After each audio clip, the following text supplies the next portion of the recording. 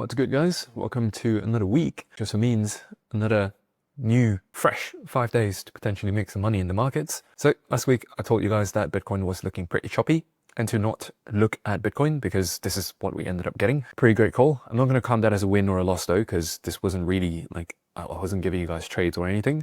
I was just telling you guys like, it's probably not the best day to trade Bitcoin. And the reason why I mentioned these calls is because since I started tracking these YouTube trades since February, we are now 53 out of 66, which puts us roughly at about an 80% win rate. So to those of you who are new to this channel, I think you may be at the right place because I tend to be right more often than I'm wrong.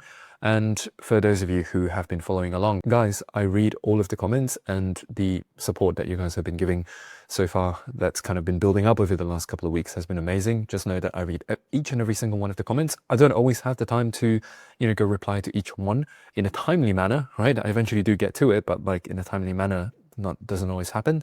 But just understand that I see you, I'm reading it, and thank you so much for all the support. It truly means a lot to me. And now let's get into the update on Bitcoin now that we're at the new week. So of course, you guys know how it goes. We always start things off on a higher time frame because if we don't, we're going to get caught up in all of the lower time frame noise and then, we're just going to get confused essentially.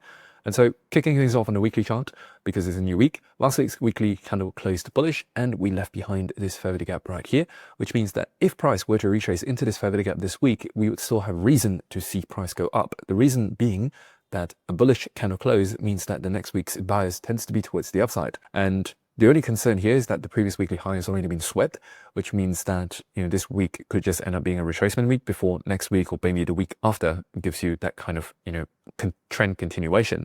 And speaking about trend continuation, so far you are still within a bullish trend. If you take a look at the weekly chart, that's high, low, higher high, higher low, and so far we are still en route to taking out this previous high right there. And I think that until you take out this previous high, you are not going to start giving a full-on market reversal and go back into a bear market. Of course, all of this can change with one word out of one man's mouth, and that is President Donald Trump. Right now, the fate of the entire world's markets kind of lies on his shoulders. And so with one word, with one decision by that man, things can change immediately. And so we may just leave behind relatively equal highs here, but still, take my words with a grain of salt. Just understand that this is not something that I can anticipate, but I can tell you to kind of account for it, right? This is always a possibility. And that's what we do with environmental factors. At the moment, weekly bias is bullish. And right now, there are two ways that this week can go. One is that this ends up being a retracement week before next week we start going up again. Secondly, is that because today's only Monday and we've already had this kind of an aggressive move, right? We went from 107,000 this morning to now sitting at 103,000, right? We've lost $4,000 of, price action in terms of Bitcoin within just the Asia session of today. And that means this week's kicking off pretty volatile. And if we can have a similar level of volatility heading into the rest of the week, then there is a very good chance that you can also just within the same weekly candle, you will touch the low and then pump up again.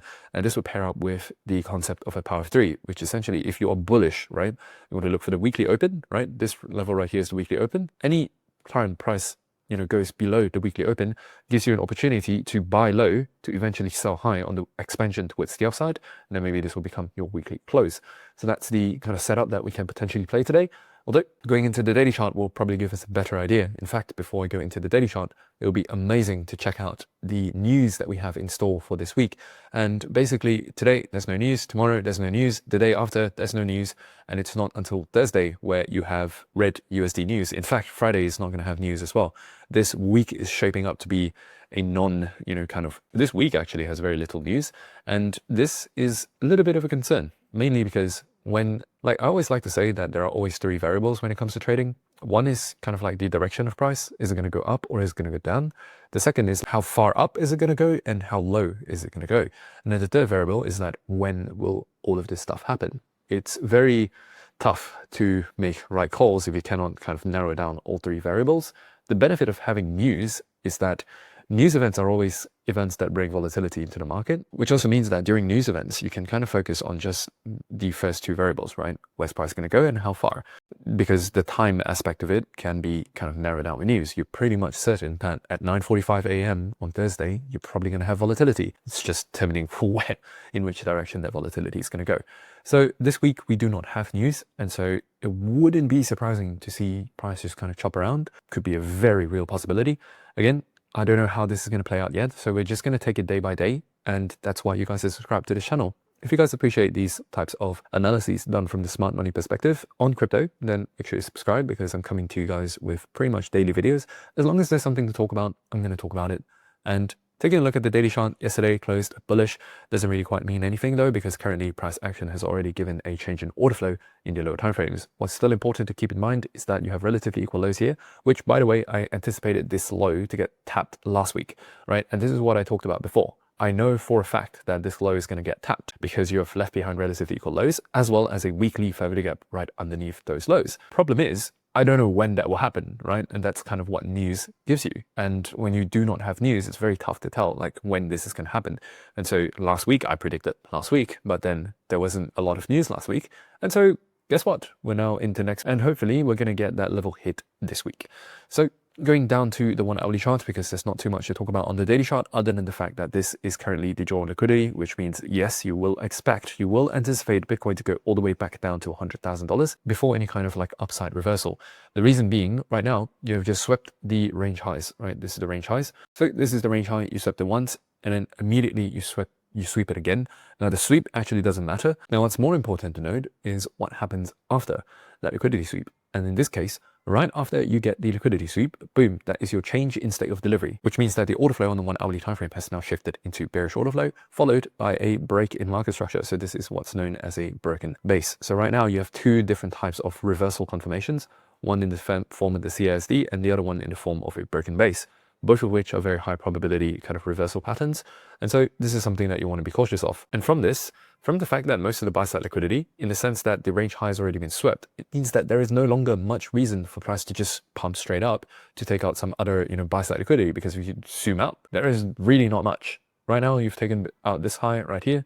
And let's see if we've taken out this high. Yes, this high has also been taken out. Maybe you can say this high right here, but guys, the fact that you have swept liquidity followed immediately by a change in state of delivery, as well as a change in market structure, that's kind of like the tell that, hey, the market is telling you right now that it kind of wants to go down.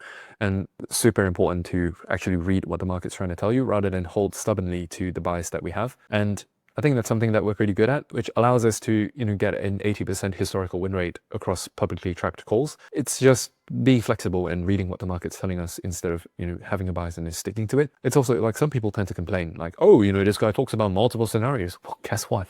I don't know what's going to happen. It's not the job of a trader to predict what the market's going to do. It's kind of like painting different scenarios. And once, like, let's say scenario A, B, C, right? A, you have 3 conditions. B, you have 3 conditions that needs to be met before that scenario is validated. Like, all it comes down to when you're on the charts and when you're actually executing trades is just you're waiting to see which conditions are fulfilled and which scenario is happening.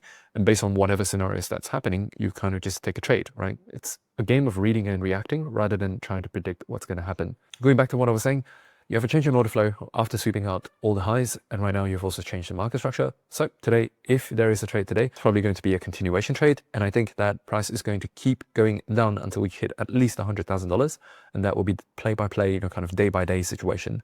And right now, London has broken cleanly out of Asia, which means that if you were to retrace into any sort of PD array, in this case, on the 1 hourly chart, you have this PD array right here. That's a favorite gap, followed by a weak high, which means that if you were to sweep above this high, that's what I'm going to be looking at. If you sweep above this high, right, sometime during the London session, sometime during the New York session, you want to look for a continuation in order flow towards the downside. Like, essentially, the trend for today is already set, which is towards the downside. Right now, we're just looking for some kind of retracement to ride the wave lower.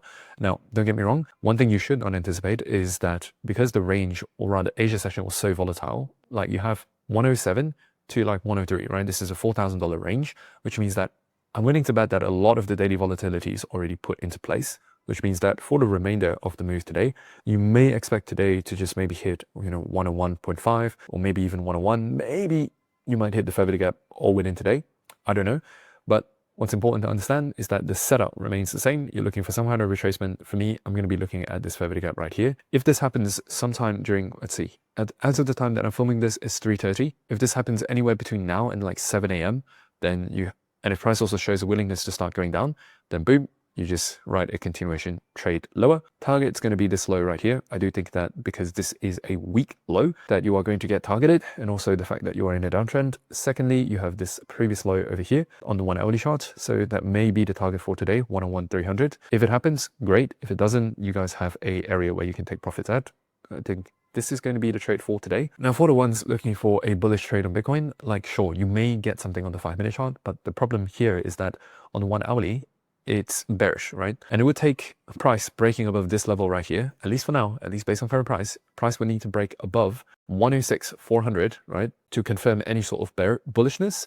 And so in this case, even if your 5-minute chart were to tell you it's bullish, on the higher time frame, you're basically counter trend trading, which is not what we're trying to do. We're trying to trade with the trend, not against the trend. And so, yeah, you can argue that, hey, you know, if this order block or whatever gets closed above, and price comes to find support and price starts going up, yeah, sure, you may be able to capture like a small move like this, but just remember your higher time frame trend is towards the downside. And when it comes to that, instead of trying to, you know, counter trade, FOMO trade, the counter trade opportunity, you may as well just wait for price to retrace properly, jump into a trade and be able to capture this large move instead of like a baby move like that, where your probability is lower, your win rate is lower, and the overall like magnitude of the move is also lower. And lastly, let's just refine it down to one more fair value gap, because we also have one more right there. So if price retraces to either one of these fair value gaps, just look for some kind of bearish order flow breakdown on the 5-minute chart or your lower time frame, whatever lower time frame that you're using. Once you get that, then yeah, it's just an easy continuation trade. This right here. And yeah, pretty straightforward. Right now, there's a lot of uncertainty in the markets, so make sure you subscribe because I'll be making more videos just like this. Just giving you guys the objective facts of what I think is going to happen. No fluff, no BS. I'm not trying to show you guys on some coin or whatever. Clean trading, hopefully at its best. And yeah, if you guys want more value just like this, I'm sharing a lot of lessons inside my newsletter, pretty much daily actually. If you guys are interested, first link in the description box below. Otherwise, I'm going to see you guys in the next one. Bye bye.